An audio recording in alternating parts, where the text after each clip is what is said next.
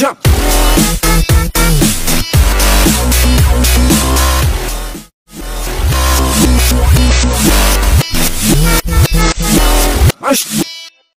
ini ya, An-Nahl 89. Mungkin udah familiar ya. Nah, karena saya mungkin bukan Islam, di situ bunyinya begini, dan ingatlah pada hari ketika kami bangkitkan pada setiap umat seorang saksi atas mereka dari mereka sendiri, dan kami datangkan engkau Muhammad menjadi saksi atas mereka, dan kami turunkan kitab Al-Quran kepadamu untuk menjelaskan segala sesuatu sebagai petunjuk serta rahmat dan kabar gembira bagi orang yang berserah diri atau muslim. Nah, di dalam akal saya, yang disebut kitab itu kan sebuah buku. Di dalam akal saya, kitab itu buku, berarti di sini dikatakan dan kami turunkan kitab, berarti yang diturunkan adalah kitab. Nah, saya ingin mengerti, menurut akal muslim, kitab ini diterjemahkan sebagai apa? Apakah benar buku sama seperti akal saya atau berbeda? Gitu, Pak Cuma, makasih. Ya. Jadi gini, Bang. Ketika dikatakan bahwasanya Al-Quran, Al-Kitabah, ini merujuk kembali kepada alaika, baginda Rasulullah Muhammad SAW. Maka yang dimaksud di sini adalah ketetapan-ketetapan yang datang kepada baginda Rasulullah Muhammad SAW yang nantinya berupa Al-Quranul Karim.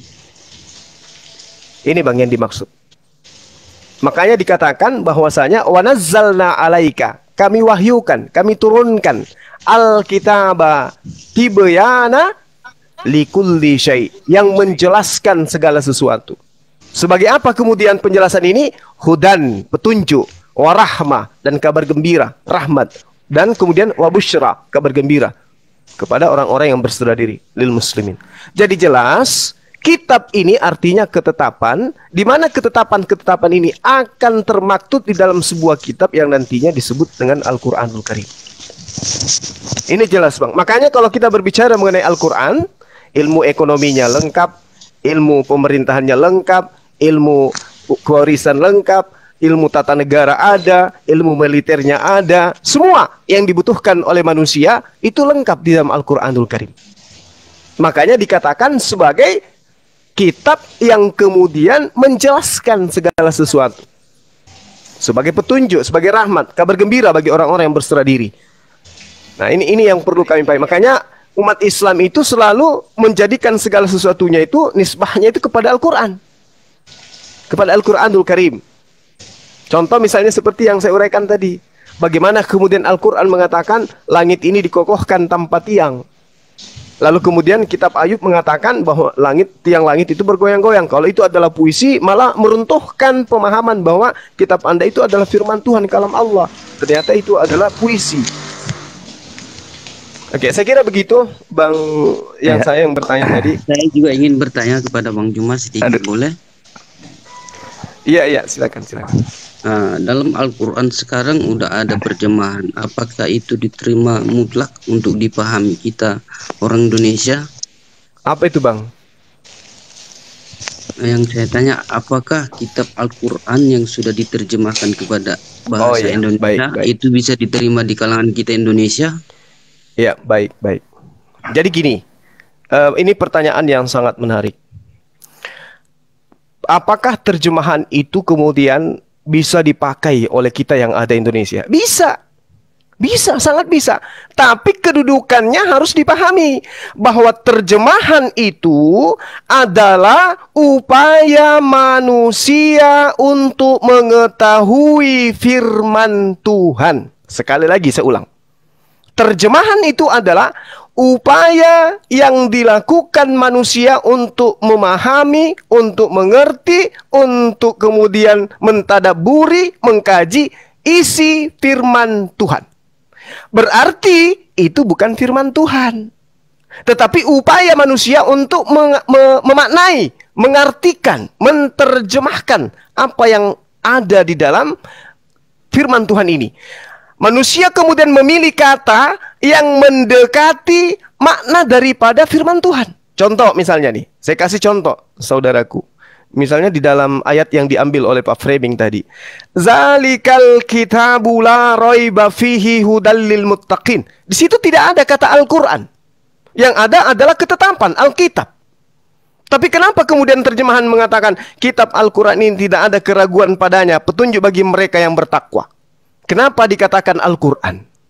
Nah, artinya kalau dikatakan terjemahan yang harus kita gunakan sebagai tolak ukur untuk mempelajari Quran, itu bisa. Tapi tidak cukup hanya dengan terjemah.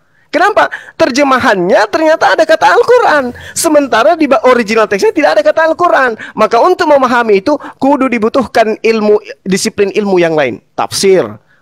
Kemudian apa lagi? Nahwu sharaf. Kemudian balaga, i'raf, dan seterusnya. Untuk bisa mengetahui bahwasanya yang dimaksud oleh firman Tuhan ini adalah ini. Makanya dibutuhkan disiplin ilmu. Bukan hanya terjemahan. Jadi kalau kita ditanya, umat Islam, apakah terjemahan Al-Quran itu bisa digunakan untuk memahami Al-Quran? Bisa. Apakah Al-Quran itu bisa digunakan untuk mengkritisi Al-Quran? Tidak bisa. Itu gak bisa. Jadi kalau teman-teman, mohon maaf, teman di luar Islam mau mengkritisi Al-Quran dengan menggunakan terjemahan Al-Quran, tidak nyambung. Tidak, sama sekali tidak nyambung. Sama sekali tidak nyambung. Berarti kalau tidak nyambung, Bang, percuma dong kita memahami terjemahannya. Oke, baik saudaraku. Jadi saudara bertanya, apakah kita bisa memahami Al-Quran dengan terjemahan? Bisa. Nah, pertanyaannya, apakah kita bisa mengkritisi Al-Quran dengan terjemahan? Tidak bisa. Kalau Anda ingin memahami, silakan. Tapi kalau Anda ingin mengkritisi, nggak bisa. Nggak bisa Anda mengkritisi Quran itu dengan menggunakan terjemah, nggak bisa. Seperti itu maksudnya. Silakan. Oke, mungkin saya boleh digantikan sama Bang Handi atau adik saya Neflos. Karena waktu saya udah jam 2 lewat, Bang. Kami harus berangkat. Nanti lain kali insya Allah, baik, Bang Zuman, atau lusa kita siapkan teman-teman. waktu untuk kemudian kita tanya jawab tentang Al-Quran. Meskipun saya bukan Insya Allah. pakar, minimal saya bisa membantu sedikit dari pertanyaan-pertanyaan saudara. Sekali lagi saya katakan, saya Insya bukan Allah, pakar insya Allah. Al-Quran. Saya hanya paham kulit-kulitnya saja, karena Al-Quran itu kudu wajib diilmui sampai berpuluh-puluh tahun baru bisa dipahami dengan benar. Demikian dari saya, sahabat-sahabat semua. Salam tauhid, salam NKRI, Allahu Akbar. Assalamualaikum warahmatullahi wabarakatuh dan semangat siang. Waalaikumsalam warahmatullahi wabarakatuh. Gimana Anda? Iya, Bang Handi. Sebelum pamit Iya, Bang. dilaporkan dulu perkembangan rumah hobi dan masjid, dan bagaimana perkembangan ini jadwal Prof Ali. Itu aja dulu biar teman-teman pada tahu. Oh iya. Silakan. Iya, oke. Terima kasih Bang Handi. Jadi kemarin itu sempat kita bersama dengan Prof Manahem Ali adakan kajian kristologi di alam terbuka ya, di wisata Rumah Hobbit Bolaang, tepatnya di Kabupaten Goa. Lalu kemudian kita juga melihat kondisi masjid yang sementara kita bangun itu sudah 90% lah ya. Tinggal finishing, masih membutuhkan paving block untuk pelataran kiri kanan dan depan masjid. Kemudian kami bersama dengan Prof Ali itu berkunjung ke Lembaga Kitab Indonesia ya, cabang Makassar, dan asik berdialog dengan orang-orang yang ada di sana. Asik kita ngobrol tentang oknum Yesus, kenapa umat Islam sekarang antusias belajar tentang Yesus dan seterusnya. Ya, kita adakan dialog ringan di sana dan sangat mengasihkan Bang Handi. Saya kira begitu informasinya. Terima kasih Bang Juma. Iya, oke, teman-teman. Ya, terima kasih ya Bang Abu Baik. Hadid, makasih banyak, barakallahu fikum. Ya, assalamualaikum Fika warahmatullahi wabarakatuh. Teman-teman di Waalaikumsalam. taping, di YouTube dan juga yang ada di TikTok, terima kasih banyak, antum luar biasa, sehat selalu, jaga NKRI agar kompak selalu. Keyakinan boleh didebatkan, tapi keyakinan tidak boleh membuat kita benci kepada sesama anak bangsa. Itu harus dipahami, dialog hanya ada di atas meja dialog, setelahnya kita adalah bersaudara, sebangsa dan setanah air. Demikian, merdeka. Assalamualaikum Merdeka. warahmatullahi wabarakatuh. Waalaikumsalam. Waalaikumsalam warahmatullahi wabarakatuh. Silahkan yang lain mau diskusi. Mudah-mudahan hari ini Bro Admin juga orangnya bijak, dari hati yang paling dalam juga orangnya bijak. Saya minta jangan Anda berguru kepada si framing. Nanti Anda akan bahasa Indonesianya kurang lengkap gitu ya. Bro Admin, bagaimana Anda menilai si framing itu? Ya. Ditanya A, dia jawab cabe. Gimana itu? Ya antusias lah. Mau gimana ngomong apa saya? Kalau Bro Admin tadi menjelaskan Ayub 26:11 jelas di sana gitu. Ada Iya. kejujuran dalam menjelaskan. Kita menerima dan kita tidak mau menghakimi penjelasan dan jawaban itu, tapi yang penting kan jujur di sana. Kan gitu. Di sini bukan menghakimi pendapat orang, biarlah di luar sana yang menilai kan begitu. Di sini Betul, kita betul. diskusi itu tidak ada niat untuk mempermalukan teman-teman. Tapi mohon juga jangan membuka peluang Anda dipermalukan oleh orang lain seperti si framing itu. Begitu Pak Abu dari saya, makasih. Betul, betul. Artinya Pak Framing mencoba lari dari pertanyaan dengan membuat satu pernyataan-pernyataan yang itu sama sekali tidak ada koneksinya. Ya, ini mempertunjukkan bahwa dia sebenarnya ya seperti itulah. Kita tidak perlu bicara lagi. Kita semua bisa melihat, menyaksikannya seperti itu. Enggak, kalau framing ini dia membuka dirinya untuk dipermalukan. Padahal kita nggak ada niat mempermalukan dia. Artinya apa? Iya, iya, iya. Dia berbicara panjang mempermalukan dirinya sendiri, itu yang terjadi. Tidak mau mendengar. Assalamualaikum Bang Neplus. Bang Neflos nih. Assalamualaikum warahmatullahi wabarakatuh. Assalamualaikum ya ahlal jannah. Assalamualaikum ya muallim, alim ulama. Assalamualaikum semuanya. Cosplay jadi Bang. Bawa blender. Bawa blender. Asem kan? Ada piponya? Ada piponya? Oh, itu gampang. Saya tanya dulu bawa Kalau ada blender. buah Vivo nggak apa-apa, biar kita blender hari ini. Ada aja Bang Neflos. Dendam kali sama Pak Vivo. Iya. Wah, Polos. karni. Karni. Ya, saya minta semua yang di bawah jangan ada typing sembarangan. Ya, saya minta semuanya tenang Anda tenang. Lanjutkan. Kami rehat dulu. belum rehat. Iklan. Lanjut. Apa? Rehat. Kita rehat dulu. Ya, kita rehat selama-lamanya pemirsa.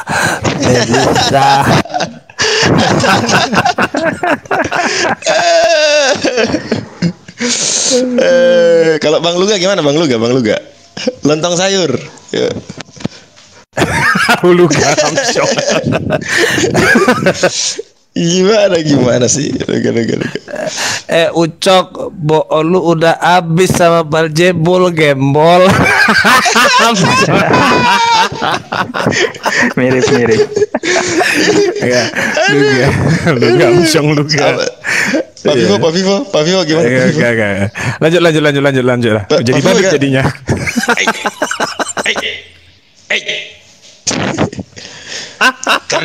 Kerdil kau. Alip. Kalau ada masuk WA-nya Pak Vivo akan ku telepon biar ngobrol sama Naik. Bang Neflos nih. Cuman nggak ada. Ya, Ini lanjut pingin diskusinya, dibilang lanjut. tunggu Mumpung Pak rame Vivo. nih, mumpung rame.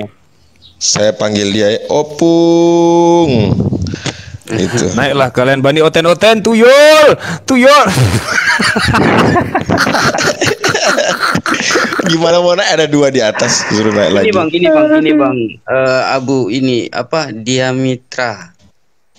Siapa dia, mitra siapa? Itu dibilang untuk Bang Neflos. Aku padamu gitu ya. Oh, masa jeruk makan jeruk. Oh, mau. Ngeri juga ya perkataan itu ya. Pelangnya emang indah. Bang. Wes, lagi bete ya,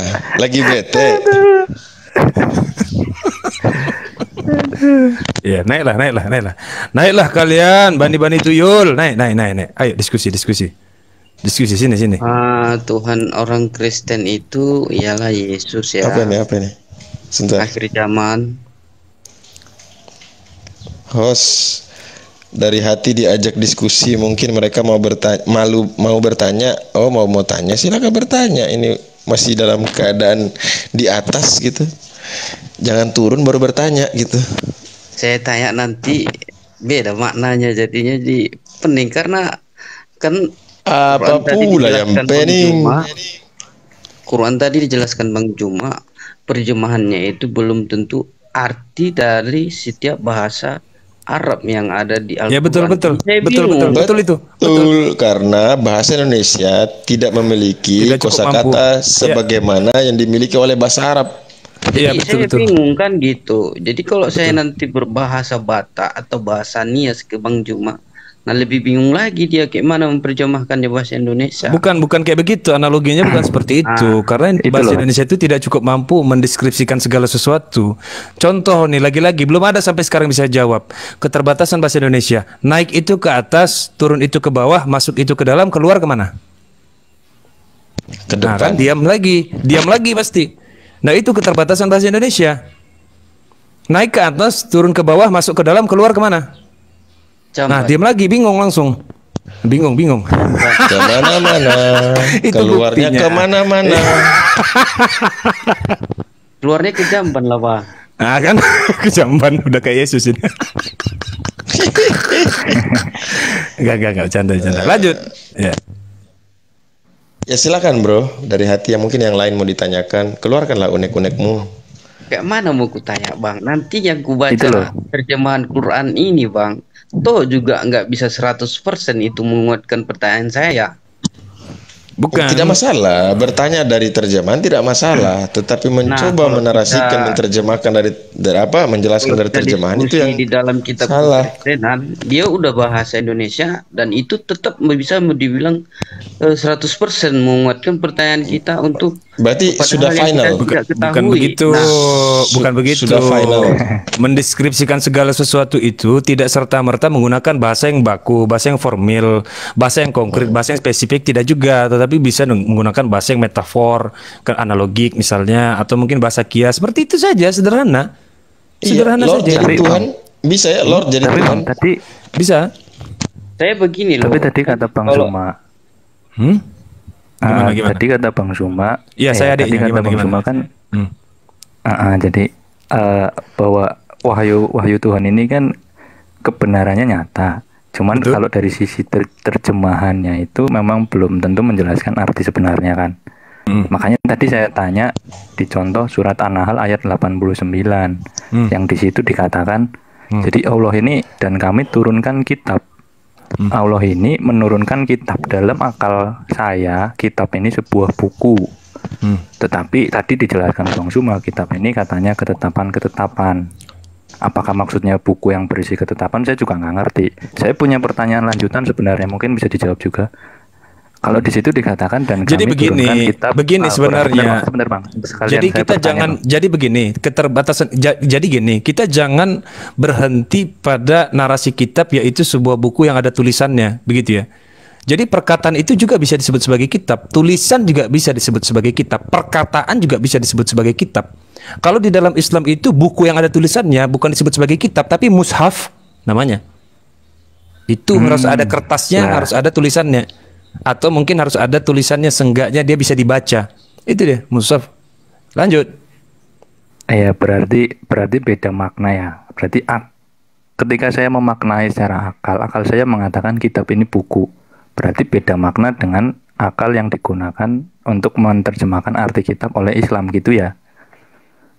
Karena Iya, arti kitab menurut Islam yang benar itu adalah mushaf, yang ada bukunya, tulisannya, ada kertasnya, ada bahannya lah, ada tintanya gitu kan. Kitab itu bahasa apa Pak aslinya?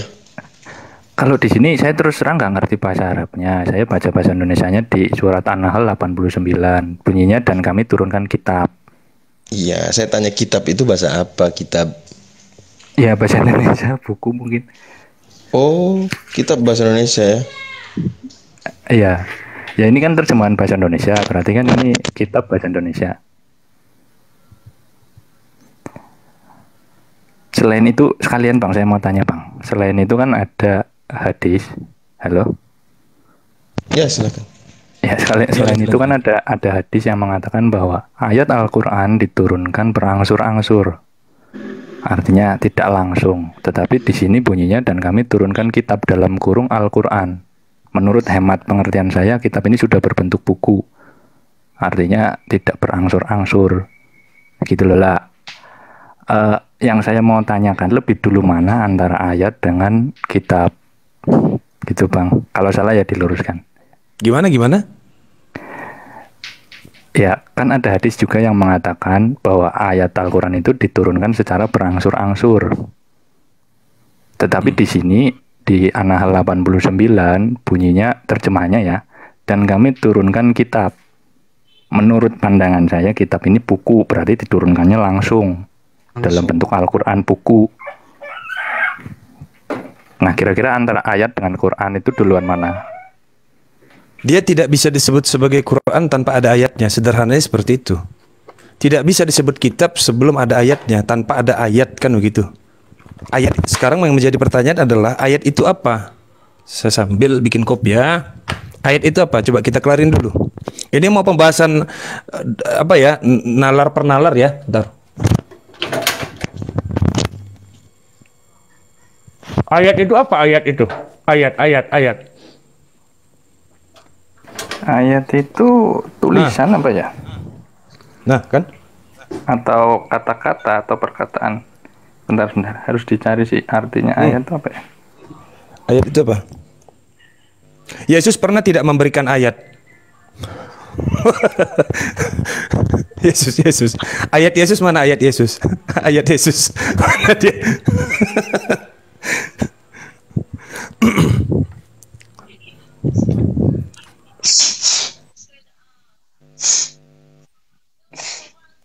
Iya Bang, ayat itu kalimat Bang. Kalau di KBBI kalimat. Nah, itu benar. Jadi kitab itu adalah kumpulan dari ayat-ayat, kan begitu. Nah, ayat itu, dia setiap ayat itu bahkan kadang turunnya di depan, kadang turunnya di belakang. Kadang ayat yang pertama, kadang ayat terakhir dulu yang lebih dulu. Begitu. Maka dia bertahap, kan turunnya berangsur-angsur. Nah, itu dia. Iya, oke. Makasih Pak Neflos. Bang dari hati silakan kalau mau tanya. Itu tadi bukti bahwa ini loh, memang terjemahan nggak bisa sepenuhnya. Udah terhalang berat aku, ataupun udah tergaris besar aku untuk bertanya itu, karena tidak seutuhnya bahasa Indonesia itu, yang diterjemahkan bahasa Indonesia itu mengartikan asli yang sebenarnya dalam Al-Quran ataupun di bahasa Arab, kan itu tidak bisa mendukung 100% gitu untuk mengartikan pertanyaan saya itu. Jadi saya udah terbatas untuk bertanya sebenarnya. Udah sangat terbatas. Saya mau dari berpedoman mana lagi untuk bertanya? Ya udah geser aja Pak Dua Hati. Biar jalan diskusinya, biar jalan. Saya buka dengan pertanyaan Pak Neflos.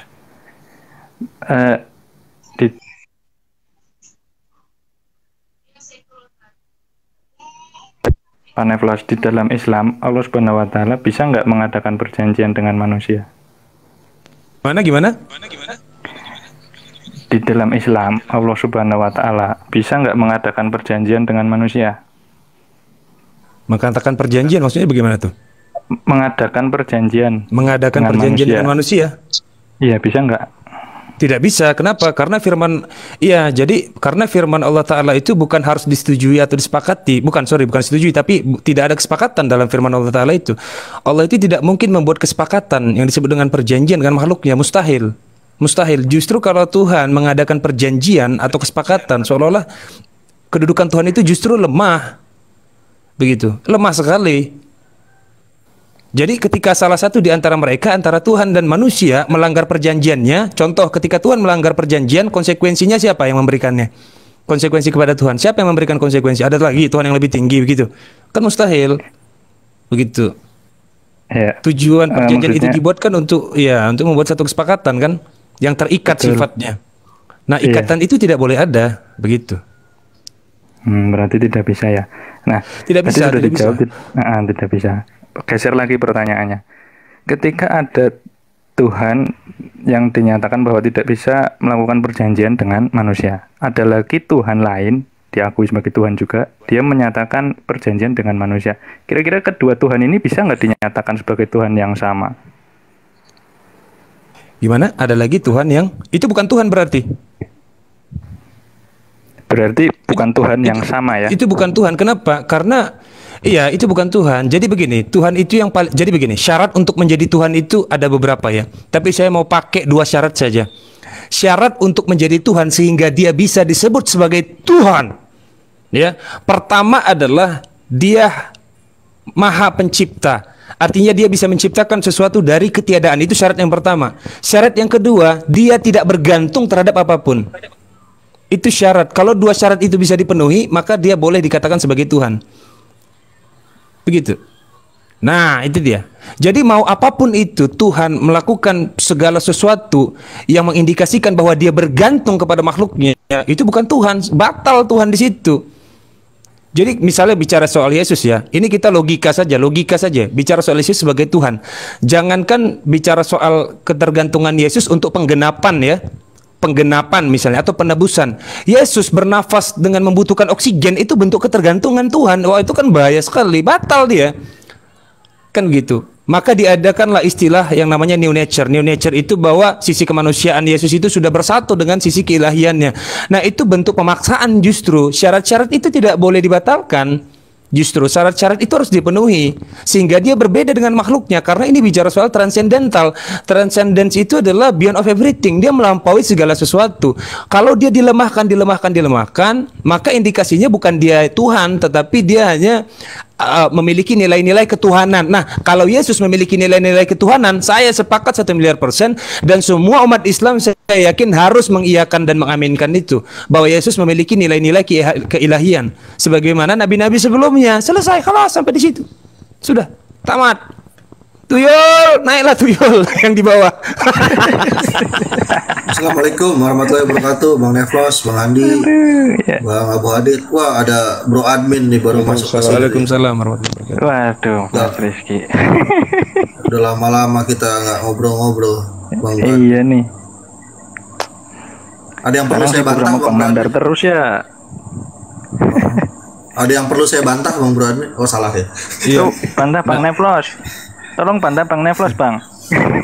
Enggak, makanya begini. Jadi nilai-nilai apa sih yang disebut dengan nilai-nilai keilahian sebenarnya? Apa sih yang disebut dengan nilai-nilai keilahian? Atau yang disebut dengan ilahi itu apa sebenarnya?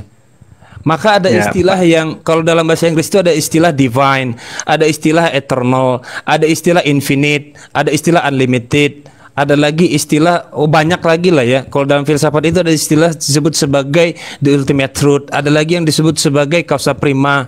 Ada lagi yang disebut banyak istilah. Nah, tetapi istilah-istilah itu bukan merujuk kepada Tuhan itu sendiri sebenarnya. Tidak boleh seperti itu. Saya mengadakan satu kegiatan besar yang membuat yang sangat berguna untuk umat manusia.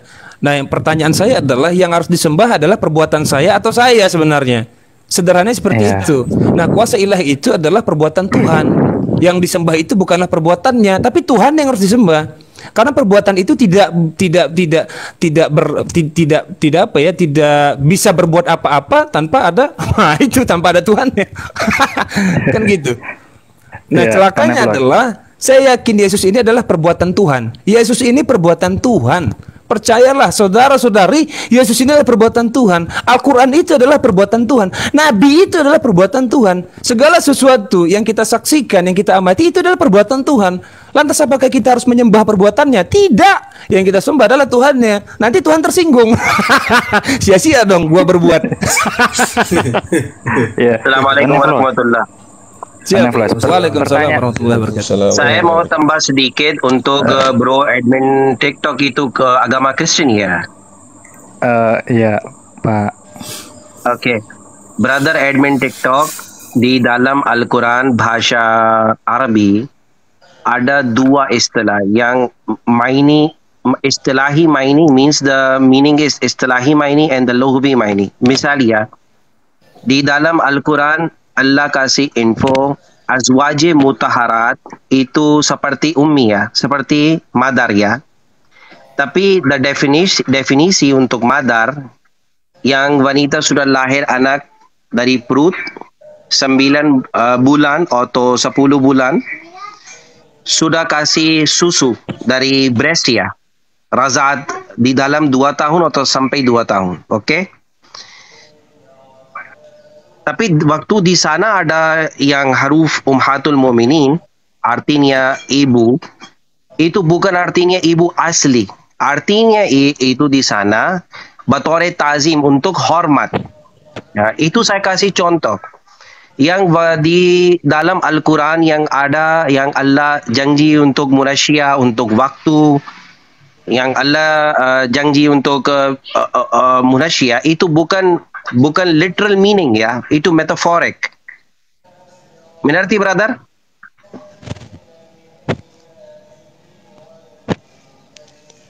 Bro Iya, iya, Bang. Ya. Ya. Bahasa Arabi itu banyak maini satu huruf, bro. Bukan satu. Misal di dalam Al-Quran ada yang siga untuk Allah Subhanahu Wa Taala itu jama, plural, ya kan? Di dalam Arabi yang jama itu, yang plural itu lebih dua orang, oke? Artinya dalam ada vi.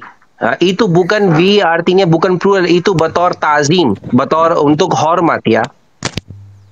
Di sana ada sigal untuk jama, ya, vi. So dalam Al-Quran harusnya lihat itu huruf untuk apa itu di sana. Bahasa harusnya orang tahu grammar Arabi, ya. Itu, bro. Terima kasih. Lanjut, bro. Pak Muhammad Zia, Pak Neflos, saya lanjut nih pertanyaannya. Tadi pertanyaan saya itu sebenarnya berangkat dari suatu statement bahwa Allah Subhanahu Wa Taala yang disembah Islam sama dengan Tuhan di dalam keyahudian. Makanya saya bertanya secara karakter prinsip, Tuhan Yahudi itu bisa melakukan perjanjian dengan manusia, tetapi tadi saya tanya Allah tidak bisa. Berarti secara karakter dasar ini kan sudah berbeda. Kemudian bagaimana hal-hal yang berbeda ini dikatakan sama, sedangkan secara prinsip saja sudah berbeda. Itu Boleh tadi saya arah jawab, pertanyaan bro? saya sebenarnya ke situ. Boleh Itu saya Pak jawab Neflos. nggak, bro, soal itu, bro? Bro, Waduh, Silakan. Iya. Berat ini Pak Rizky. ya sebenarnya gini ya. Terkait perjanjian itu bisa, sebetulnya bisa kalau dalam konsep Al-Quran, ya, gitu kan. Lalu dibuktikan di mana? Kita bisa buka dalam surah Al-Imran atau surah ketiga, ya, dari Al-Quran di ayat ke-81. Di sana sangat jelas loh kata-kata Allah Subhanahu Wa Taala. Wa id akhallallahu mitsaqan nabiyyina, yang artinya dan ketika Allah mengambil perjanjian dari para nabi. Bentuk jamak di sana, nabi, ya. Berarti semua para nabi itu terikat perjanjian oleh Allah Subhanahu Wa Taala. Itu ada dijelaskan dalam Al-Quran surah Al-Imran ayat ke-81. Seperti itu, Bro Admin.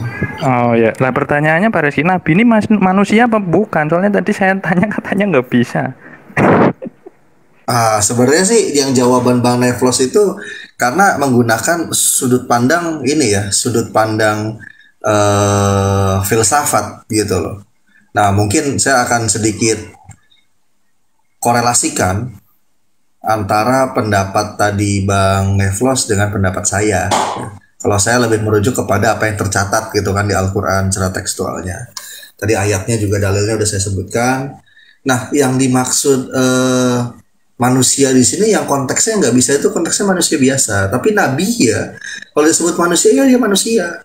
Tapi memiliki apa, ya? Memiliki saya kalau mau pakai sebut unsur keilahian, nanti banyak yang nyemplung jurang nggak ya Bang Neflos? Saya tanya dulu sama Bang Neflos. Iya, karena takut banyak yang nyemplung jurang, mengartikannya salah. Gini gitu aja loh, mungkin maksudnya. Mualim, maksudnya Ya, gini gimana, aja. gimana, Coba Bang Neflos? kita ini kan aja, ya, bahwa perjanjian itu direfleksikan sebagai hukum. Jadi sebenarnya jangan diterjemahkan perjanjian yang kita kenakan saat ini itu kan kesepakatan antara dua belah pihak, antara oknum satu dengan oknum yang kedua, mengambil satu kesepakatan, dibuatlah sebuah perjanjian, kan begitu. Yang mana salah satu di antara mereka itu tidak boleh melanggar perjanjian itu. Kalau salah satu di antara mereka melanggar perjanjian itu, maka akan ada konsekuensinya, kan begitu. Baik itu konsekuensi formil atau moral dan lain sebagainya. Nah, masalahnya adalah kita kan coba menggunakan kata perjanjian ini seolah-olah nih ya, seolah-olah nanti kalau kita bilang itu kesepakatan, maka Tuhan itu memiliki kebutuhan, Tuhan itu memiliki ketergantungan, itu yang bahayanya. Nah, iya itu yang baik. Maka sebenarnya begini, apa Mualimor ya? Jadi begini. Tuhan itu menurunkan wahyunya itu dengan berbagai macam metode. Salah satu metodenya itu adalah dengan menggunakan bahasa yang berbeda-beda sesuai dengan di mana Nabi itu berada. Karena Nabi itu adalah utusan penyampai wahyu. Kan begitu. Nah, bahasa-bahasa ini kan yang dipakai oleh manusia. Maka istilah di dalam ketika diturunkan kepada Yesus, istilahnya penggenapan mungkin ya. Penggenapan, ya kan? Telah digenapi. Istilah dalam Nabi Muhammad SAW adalah disempurnakan.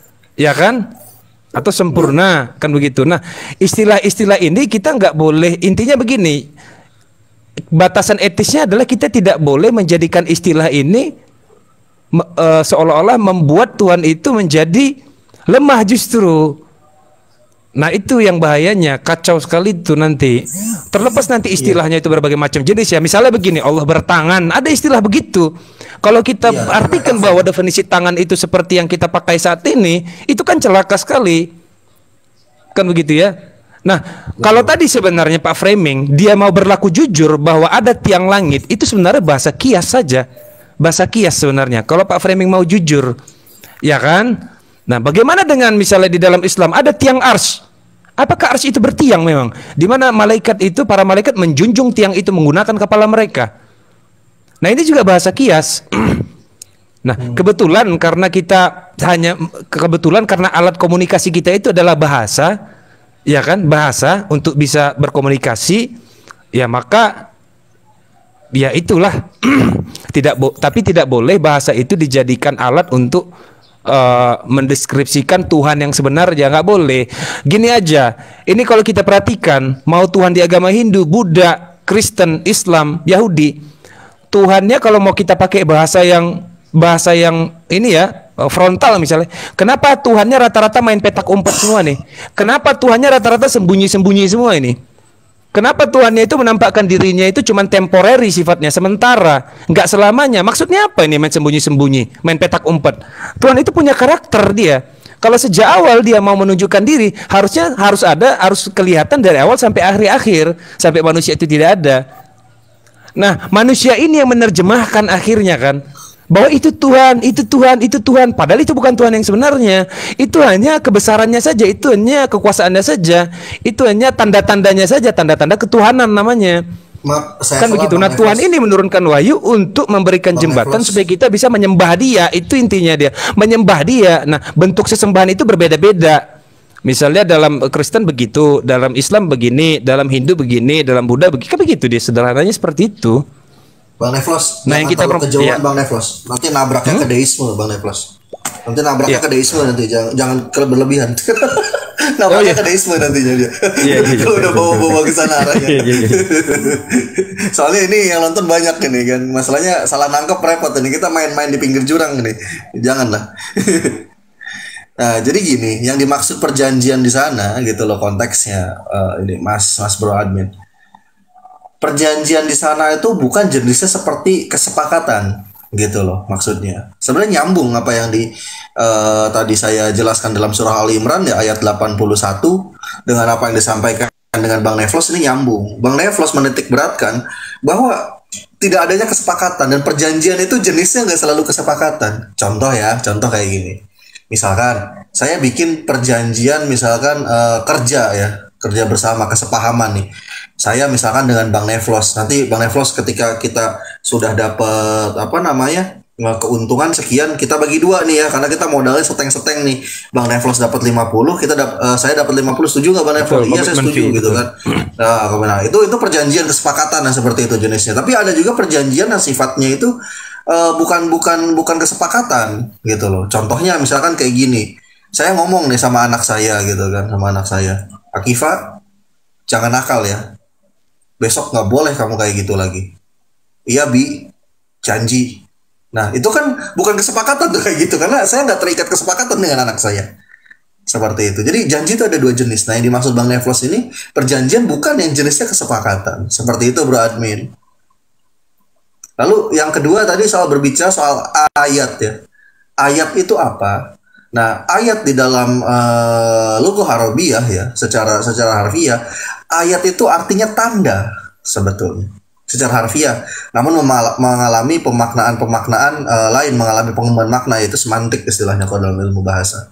Nah, ayat juga bisa diartikan suatu firman yang yang disampaikan oleh Sang Khalik, oleh Ilahi, oleh Tuhan kepada utusannya atau rasulnya.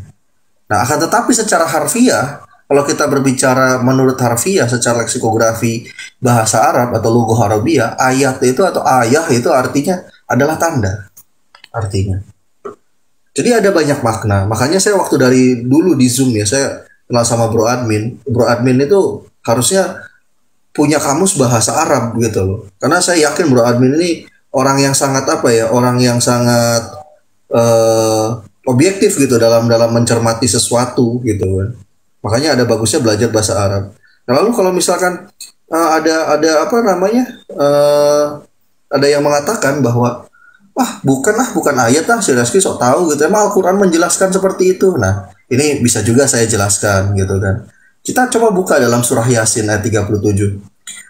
Wa ayatul lahumul naslahu minhun nahara fa idahum muslimun. Nah, kata wa ayatul di sana itu adalah artinya dan suatu tanda dan sebuah tanda artinya.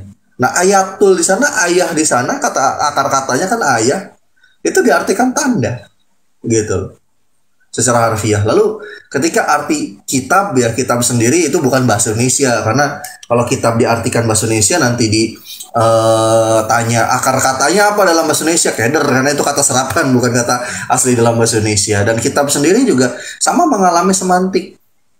Kitab itu ada yang secara penjabarannya berbentuk buku, ada juga kumpulan-kumpulan informasi, bisa diartikan kitab. Oh enggak, kitab itu harus buku. Tar dulu, kalau yang spesifikasinya itu definisinya bentuknya harus buku lembaran, itu namanya mushaf. Beda lagi artinya. Beda lagi kosakata dalam bahasa Arab dipakainya gitu loh, nggak sama. Makanya ketika kita mau menyatakan sebuah buku yang bentuknya lembaran-lembaran, kita akan sebut itu mushaf dalam bahasa Arab. Bukan kitab. Kitab itu bisa bentuknya secara fisik, bisa juga non fisik. Sebuah informasi yang dikumpulkan ya jadi satu, tidak berbentuk lembaran, itu pun bisa disebut kitab dalam standar definisi dari leksikal Arabik atau dalam logo Arabiyah, seperti itu.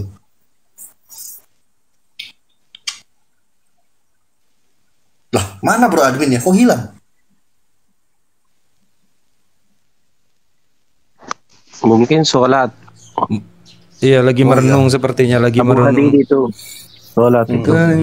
Merenungi semua yang tak mungkin. Senang lagi saya merenung, lagi sama merenung. Bro Admin itu. Iya. Itu kawan lama itu Bang Neflos sama Bro Muhammad Zia. Kawan lama ngobrol-ngobrol sama saya dari alhamdulillah. Ya, siap Malim, siap. Baiklah. Di dalam dalam Al-Quran itu bahasa Arabi semua orang gak bisa paham cepat. Kenapa? Dalam Arabi itu ada lugat besar, brother. Very much meaning, banyak maini di dalam satu huruf ya. Yang orang mau lihat di mana maini istilah dan di mana maini lughawiyah. Ya, itu tidak, it's not easy, susah untuk orang lain lihat Al-Quran itu gak bisa mengerti sendiri, harusnya minta orang untuk mengerti bro, seperti ulama atau ustad. Itu saya mau tambah. Jazakallah khair. Kayaknya Edis ini kangen nih sama Bang Neflos. Masa? Coba naik dulu dia. Suara tinggi tuh penyanyi Edis. Ya. Katanya dia vokalis, pantas loh. Suaranya itu tinggi banget loh itu Mualim, serius lah. Dia main di nada E setiap ngomong itu. Oh Neplos, Neplos, gimana kamu?